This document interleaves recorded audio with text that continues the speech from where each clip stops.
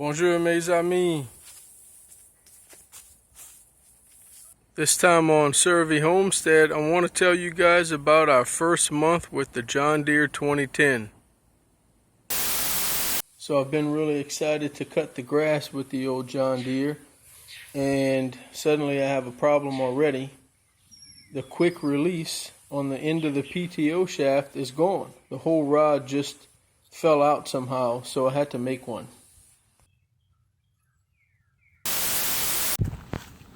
So I was using the good old John Deere this morning. I've only had it for a few weeks, I guess. 2 or 3 weeks. This past week I've been super busy, so I didn't get to use it at all. And so I was all happy to cut this morning, get a lot of work done. It started up well, and I must have hit a cut off sapling stump in the ground and busted a big hole in the tire. I saw liquid squirting out and I thought I broke a hydraulic line or something, but it's just that this tire is like 3/4 filled with water. But it also seemed to be squirting coolant, and thankfully I think it's not coolant. I think that it's just that the oil bath housing came off, and look at the trash in it. Sheesh.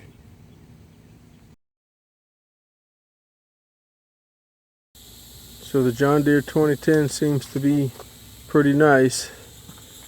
It's hard to start though. I found out also from the guy we bought it from that he found out that it seems to be a John Deere 1010 engine instead of a 2010. I'm not sure how that's possible unless someone changed it, or maybe it had damage and they put in the 1010 sleeves and pistons to repair it somehow. I don't know, but the piston rings are worn out. It has a lot of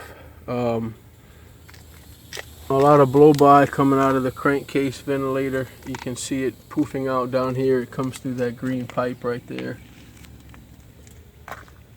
And it's hard to start. So the previous owner put in this little port so he could spray in some starter spray, but it has glow plugs. And so starter spray and glow plugs should not be used together. So I just don't use the glow plugs. I just don't warm them up at all, and I just put a few squirts of spray while I'm cranking it, and it starts up, and so I'm glad about that. Fresh oil.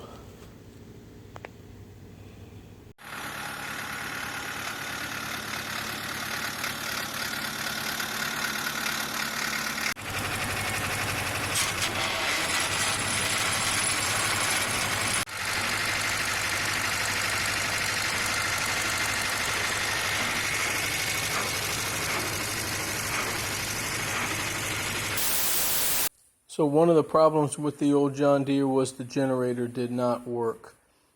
The previous owner had the wires disconnected, and it was basically just keeping the belt tight so the water pump would turn.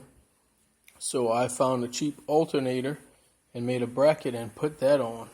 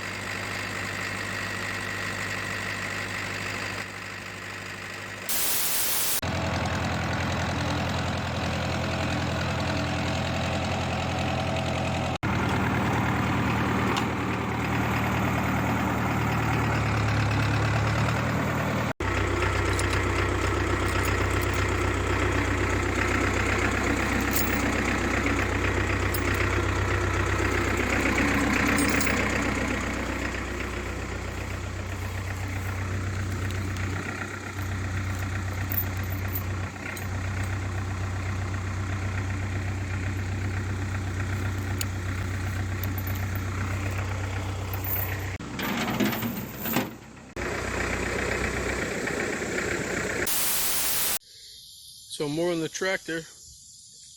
We've cut grass with the old bush hog. Grandpa had this thing tucked away in the shed for years and years. The little Yan mower that he used to use couldn't handle this thing, so it cut a 5-foot grooming deck. I think the tractor Grandpa had before the Yan mower was bigger and could probably handle this thing. And this thing cuts thick weeds and sticks and saplings, and the grooming cutter just can't do that. So I've cut lots of grass, pulled pieces of tree and log to burn piles, which has been awesome. And now we are about to remove this old clothesline pole. It's just kind of in the middle of nowhere here on the way from the green shed to the chickens and next to the fig tree, and it doesn't serve a purpose right now. Timothy dug it up and there's concrete in there, so I'm going to see if we can lift it out with the tractor.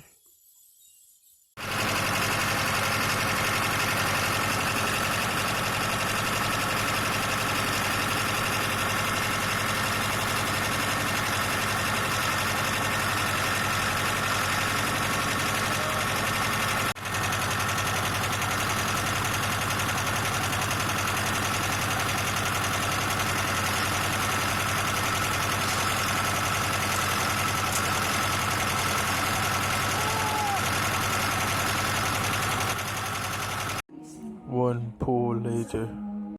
Alright, that did it. We can get it out now. Thank you, tractor. That was a serious clothesline pole, but I guess it does need to be strong to hold all that weight.